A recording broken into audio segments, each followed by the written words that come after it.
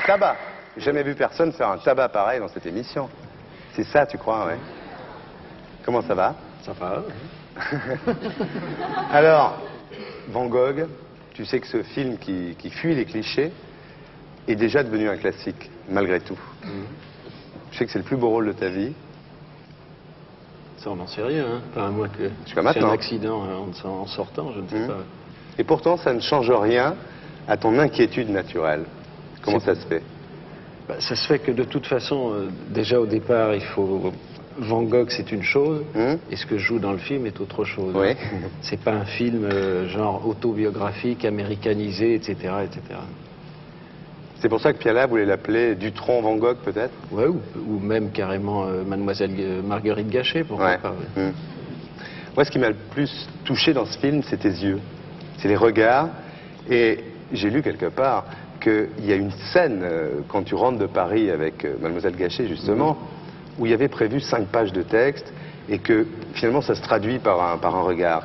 Bah, je pourrais te répondre qu'il y a de la fainéantise, mais, Ouais. mais enfin non, j'arrive à Facile, apprendre quand même le texte. Ouais. D'ailleurs, il faut apprendre le texte pour se permettre de ne pas le dire, déjà. Et je sais pas, le cinéma, ça sert aussi à ça, de faire passer des choses sans les expliquer. De ce côté-là, c'est très réussi. Bon, bah tant mieux. On va regarder un petit bout. D'accord. C'est injuste de travailler comme un homme de peine, sans argent à soi gagné par son travail. Mais l'argent que t'as, c'est par ton travail. Oui, parce que c'est toi qui vas m'entretenir. Quand Théo, c'est fini, je le sens mieux que personne. Et des jours, ça me dégoûte de peindre. Enfin, après tout, c'est tant mieux. Je lui écris que tout va bien, mais Théo se rend compte de rien, il regarde même pas ce que je fais. Qu'est-ce que t'en sais? Ça se trouve, il voit très bien tout ça. Mais qu'est-ce que tu voudrais qu'il te dise? Que c'est mauvais? C'est ridicule. Mais défends-le, tu prends systématiquement sa défense. Non, j'essaie de comprendre. Il n'y a c'est pas à tout. comprendre, moi je sais. Pardon, mais c'est énervant de t'entendre raconter des choses que tu connais pas. Et Van Gogh, c'est pas une famille d'artistes. Je chantais le regard de mon père. Je vois pas ce que j'aurais pu faire de plus sale, de plus laid, de plus inutile pour mériter ce regard-là. J'ai essayé sérieusement et simplement de peindre à ma façon. C'est tout. Bon, je continue. À quoi bon continuer?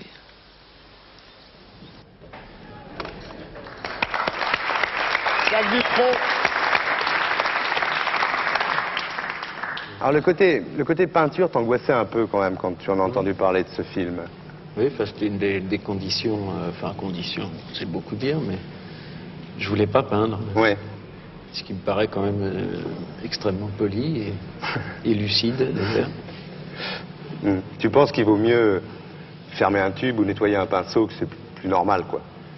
Puis que ça en dit autant. Je veux pas dire que c'est plus normal, il faut avoir des gestes vrais et justes. Alors bon, je pense que savoir tenir un pinceau est un geste juste, si on sait bien le faire. Quand il préparait le rôle, Daniel Auteuil, lui, s'était mis à la peinture comme un fou, etc. Et toi, tu as toujours eu un certain mépris, une certaine ironie, disons, pour les acteurs, je parle pas de Daniel, mais pour les acteurs qui, par exemple, De Niro, qui pour jouer La Motta, prend 20 kilos. Et tu as dit, ben, un jour, ils joueront des aveugles, alors ils se crèveront les yeux, quoi. Tu penses pas que c'est comme ça qu'on rentre dans un personnage? Bah, moi, j'ai maigri hein, pour ça. Ouais. Donc, mais ça, tu l'as pas fait exprès. Non, mais enfin, un peu ça, quand même. Si, quand même un peu. Mais alors, bon, en Amérique, on aurait dit bravo. Ici, on a commencé par dire que j'avais le sida, que monsieur connaît. Ensuite, ça a dégénéré en tuberculose, leucémie, cancer des os, triple cirrhose. Enfin, je sais pas ce que... C'est effrayant, ouais. Effrayant. Ouais. Tu vas bien? Bah, il paraît, ouais. Enfin, t'as survécu à Piala, en tout cas. Après, de vrais médecins, oui. Oui. Par contre, il y a un projet cinématographique que tu avais et qui n'a jamais vu le jour. C'est cette histoire de Pointu. Tu jouais dedans, toi? Ah non, pas du tout. J'étais derrière la caméra. J'étais du côté corse, si tu veux. Ouais. La caméra était le continent corse, si tu veux, et je voyais arriver tous ces gens qui débarquaient sur cette île. Et bon, c'était le prétexte. Hein. Ouais. Et personne n'a voulu le produire? Non. Même pas moi, tu vois. Oui, c'est ça. T'avais pas les moyens de le produire, toi? Non. Ah bon, sinon tu l'aurais fait. Non. Non, parce que la production, c'est une chose et réaliser en est une autre. J'ai vu des exemples de gens qui produisaient et réalisaient, c'était assez compliqué pour eux.